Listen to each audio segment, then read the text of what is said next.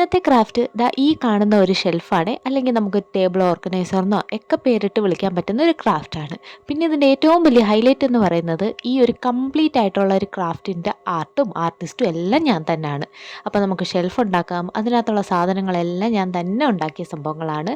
അപ്പോൾ അതിൻ്റെ ഓരോത്തിൻ്റെയും വീഡിയോസ് ഞാൻ ഇട്ടിട്ടുണ്ട്, അപ്പോൾ കാണാത്തവർ കയറി കാണണേ. അതേപോലെ തന്നെ നിങ്ങൾക്ക് പുതിയ ഏതൊക്കെ വീഡിയോസ് വേണോ എന്നുള്ളത് പറയണേ. ഓർഗനൈസർ സംബന്ധിച്ചുള്ള വീഡിയോ വേണോ, അതല്ലാതെ റിലേറ്റഡ് ആയിട്ടുള്ള വീഡിയോസ് വേണോ എന്നൊക്കെ നിങ്ങൾ കമൻറ്റായിട്ട് പറയണേ. അതേപോലെ തന്നെ നിങ്ങൾക്ക് ഈ വീഡിയോസൊക്കെ ഇഷ്ടപ്പെടുന്നുണ്ടെങ്കിൽ ലൈക്ക് ചെയ്യാനും സബ്സ്ക്രൈബ് ചെയ്യാനും കമൻറ്റ് ചെയ്യാനും മറക്കല്ലേ. അപ്പോൾ ഈ ഒരു ഓർഗനൈസറിൻ്റെ ഷോർട്ട് വീഡിയോ ഞാൻ ഇട്ടായിരുന്നു. അപ്പോൾ ഇത് എങ്ങനെ ചെയ്തതെന്നുള്ളൊരു ലോങ് വീഡിയോ ഞാൻ ഇടാമെന്ന് പറഞ്ഞിട്ട് കുറച്ച് ദിവസമായി. അപ്പോൾ ഞാൻ വിചാരിച്ചു ഇന്ന് നമുക്ക് അതിങ്ങ് സെറ്റാക്കാമെന്ന്. അപ്പം നമുക്ക് ഇതേപോലൊരു കാർഡ്ബോർഡ് പീസ് വേണം. അപ്പോൾ എൻ്റെ കയ്യിലുള്ളതിന് കുറച്ച് അപ്പം നമ്മൾ ഈ ഒരു പ്ലാൻ ഇല്ലാതാണ് ഞാനിത് ഉണ്ടാക്കുന്നത്. കാരണം എന്ന് വെച്ച് കഴിഞ്ഞാൽ എൻ്റെ കയ്യിലുള്ള ഒരു കുറച്ച് കാർഡ്ബോർഡ് പീസും പിന്നെ എൻ്റെ ക്രാഫ്റ്റ് ഒന്ന് ഈ പറയുന്ന കുറച്ച് വെച്ച് സംഭവങ്ങളൊക്കെ ഇല്ലേ ഉണ്ടാക്കിയേ, അതൊക്കെ ഒന്ന് ഓർഗനൈസ് ചെയ്ത് വെക്കാനുള്ള ഒരു പ്ലാനിലായിരുന്നു ഞാനിത് ഉണ്ടാക്കിയത്. അപ്പോൾ ഞാൻ ഈ ഒരു അളവൊക്കെ എൻ്റെ ഒരു ഞാൻ ആ ഒരു ടേബിളിൽ എൻ്റെ നീളവും വീതിയൊക്കെ അനുസരിച്ചാണ് എടുത്തേക്കുന്നത്. അതേപോലെ നിങ്ങൾ എവിടെ ആണോ വെക്കാൻ ഉദ്ദേശിക്കുന്നത് അതനുസരിച്ച് നീളവും വീതിയൊക്കെ എടുത്താൽ മതി.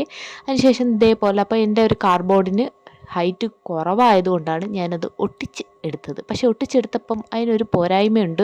കാരണം ആ ഒരു ഭാഗം വെച്ച് ഒന്ന് വളയുന്നുണ്ട്. അപ്പം നിങ്ങൾ അങ്ങനെ ചെയ്യണ്ട, നമ്മളുടെ കയ്യിലുള്ള ഹൈറ്റ് വെച്ച് നമ്മളിങ്ങ് എടുത്താൽ മതി. കണ്ട മാപ്പൊക്കെ ഉണ്ട്, മാപ്പൊക്കെ വരച്ച് റൂട്ടും എല്ലാം ക്ലിയറാക്കി വെച്ചാണ് ഞാൻ ആക്കുന്നത്. പക്ഷേ എന്ത് ചെയ്യാനാ, ഈ ഒരു പ്ലാനിനകത്തുള്ള സംഭവങ്ങളൊന്നുമല്ല ഞാൻ ചെയ്തു വന്നപ്പോൾ ഉള്ളത്. സ്വാഭാവികമാണല്ലോ, നമ്മൾ ചിന്തിക്കുന്ന ഒന്ന് ചെയ്യുന്നത് വേറൊന്നാണ് ആണല്ലോ. അപ്പം ജസ്റ്റ് ഒരു ഐഡിയ കിട്ടാൻ വേണ്ടിയാണ് ഞാനൊരു അതിട്ടത്. പിന്നെ ഈ പറയുന്ന മെഷർമെൻറ്റ്സും കാര്യങ്ങളൊക്കെ ഞാൻ പറയാത്ത എന്താണെന്ന് വെച്ച് കഴിഞ്ഞാൽ എൻ്റെ കയ്യിലുള്ള ഓരോ ക്രാഫ്റ്റിൻ്റെ ഒരു നീളവും വീതിയൊക്കെ ഞാൻ കാൽക്കുലേറ്റ് ചെയ്താണ് ഓരോ പീസും കട്ട് ചെയ്തെടുക്കുന്നത്.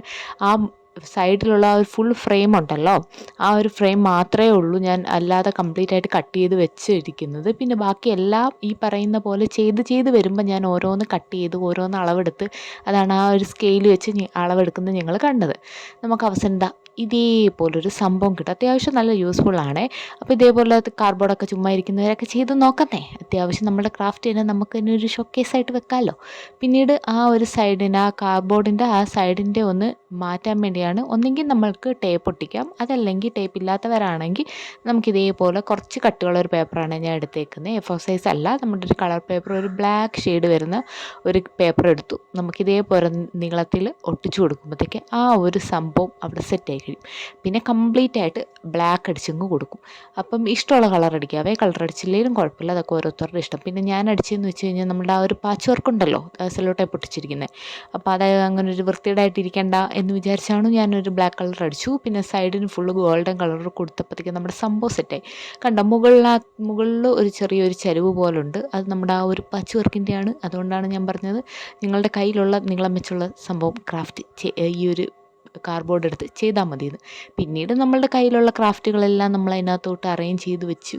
അപ്പോഴത്തേക്ക് അത്യാവശ്യം നല്ല ലുക്കുണ്ട് കേട്ടോ, ടേബിൾ തന്നെ ഒരു ലുക്കായി മാറി. അപ്പോൾ നിങ്ങൾക്ക് ഇഷ്ടപ്പെട്ട് കഴിഞ്ഞാൽ ലൈക്ക് ചെയ്യാനും സബ്സ്ക്രൈബ് ചെയ്യാനും കമൻറ്റ് ചെയ്യാനും മറക്കല്ലേ.